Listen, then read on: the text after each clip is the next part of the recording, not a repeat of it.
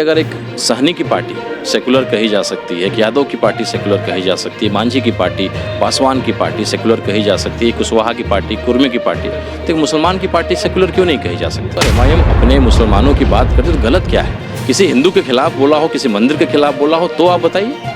तिरहुत प्रमंडल को मैं देख रहा हूँ, तिरहुत प्रमंडल की जवाबदेही मुझे मिली जिसमें 48 विधानसभा है और उसमें जवाबदेही मुझे मिली है और 48 सीट पे तिरहुत के तो हम लड़ने जा रहे हैं। देखिए, एमआईएम जो पार्टी है बाकी सबसे अलग इसलिए है क्योंकि बाकी पार्टियों में आप देखते होंगे कार्यकर्ता के रूप में होते हैं, आपको उनको बुलाने के लिए पेट्रोल देना पड़ेगा, बिरयानी की खिलाना पड़ेगा और कई आपको खिदमत करना पड़ेगा। लेकिन इस पार्टी के लोग कार्यकर्ता एक दीवाने के रूप में होते हैं। वो अपने असद साहब को सुनते हैं और जो ओवैसी साहब का संघर्ष को जो देखते हैं उसको देख करके जो दीवानगी है लोगों में। और इस पार्टी को इससे मैं चुनाव लड़ा। मैं एक हिंदू का बेटा हूँ, पढ़ा लिखा व्यक्ति हूँ, MBA इंजीनियरिंग किया हुआ, MNC में काम किया हुआ है। और ओवैसी साहब ने मुझे एक जवाबदेही दिया कि देखिए हमारी पार्टी को लोग एक मुसलमान की पार्टी बोल करके इसको ये करते हैं, आप जाइए और आप महसूस जो करते हैं दिल से आप बोलिए।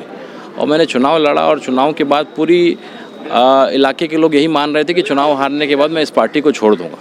लेकिन इस पार्टी में मैं और शिद्दत से और मेहनत और समय दे करके और पूरी शिद्दत से मैं काम कर रहा हूँ। और जो सम्मान मुझे इस पार्टी में मिल रहा है, जिस तरह का जो है कार्यकर्ताओं से मुझे सम्मान मिल रहा है, न केवल एक इलाका शिवहर से, चूँकि मैं चुनाव लड़ा उसमें 3 जिला आता है। शिवहर खुद एक जिला है, पूर्वी चंपारण का हिस्सा है, सीतामढ़ी का कुछ हिस्सा है, लेकिन अब गया से लेकर के कैमूर से लेकर के मतलब पूरे बिहार में आपको एक मान सम्मान जिस तरीके से मुझे मिल रहा है, तो इस पार्टी को छोड़ना जो है बेवकूफ़ी होगी।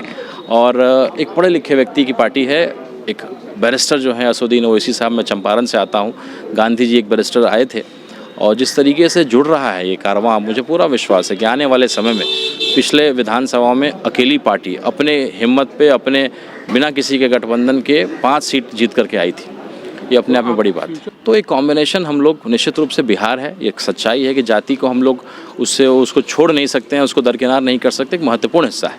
तो मैं जिस समाज से आता हूँ केवल मैं अपने समाज की राजनीति करके आगे नहीं बढ़ सकते हैं। और जब मैंने देखा कि भाई एक अच्छी पार्टी है और लड़ने वाली पार्टी है, बाकी पार्टियों में क्या आज RJD को बोलिए ना वक्फ बोर्ड पे धरना दे, नहीं आ पाएगी क्योंकि उनको मालूम है कि बैलेंस बनाना है और एक कहीं ना कहीं बंदिशें होती हैं। इस पार्टी में अगर किसी गरीब की बात आए, कोई मजलूम की बात आए, चाहे वो मुस्लिम हो, दलित हो, फॉरवर्ड हो, उसके लिए लोग लड़ सकते हैं। देखिए, ऐसा है कि अगर एक सहनी की पार्टी सेकुलर कही जा सकती है, कि यादव की पार्टी सेकुलर कही जा सकती है, मांझी की पार्टी, पासवान की पार्टी सेकुलर कही जा सकती है, कुशवाहा की पार्टी, कुर्मी की पार्टी, तो एक मुसलमान की पार्टी सेकुलर क्यों नहीं कही जा सकती?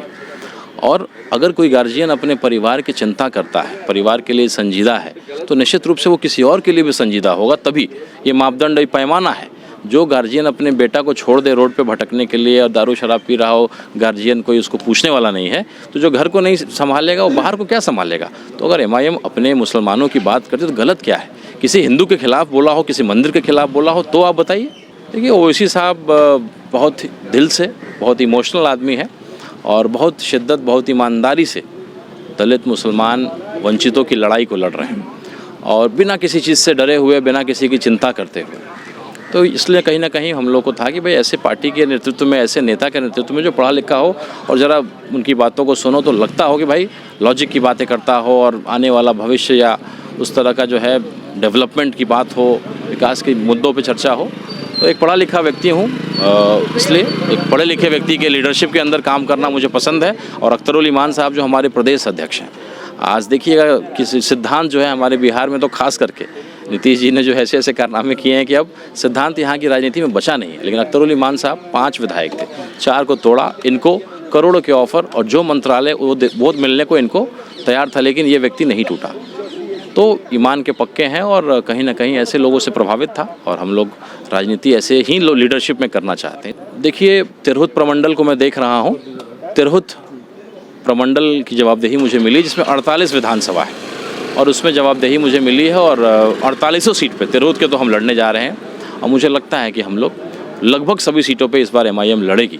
हाँ, गठबंधन कुछ पार्टियों से हो रहा है, अगर उसमें होता है तो फिर सीटों का बंटवारा होगा, लेकिन हम लोग 150 से अधिक सीटों पे एमआईएम निश्चित रूप से, गठबंधन हो तो भी, नहीं हो तो भी, बिल्कुल लड़ेंगे। तो कहीं ना कहीं अब ये पुराने लोग हैं और पढ़े लिखे लोग, अब नेतृत्व मिलना चाहिए। हम आज भी बिहार सबसे पिछड़ा है। नीतीश जी ने भी कुछ अच्छा काम किया होगा, लालू जी ने भी आवाज़ दिया गरीबों को, लेकिन उसके बाद बिहार तो वहीं का वहीं है।